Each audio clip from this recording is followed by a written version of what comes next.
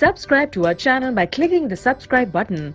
Click the bell button and enjoy the latest uploads from our channel. Question number 22. Describe the interrelationship between productivity, gross primary productivity and net productivity. Productivity क्या है? Rate of biomass production per unit area over a time period, which is expressed as kilocalorie m square inverse year inverse to compare the productivity of different ecosystem. Gross primary productivity, it is the rate of production of organic matter per unit area over a time period in plants during photosynthesis. Net primary productivity is equals to the gross primary productivity minus respiration loss. This was question number 22.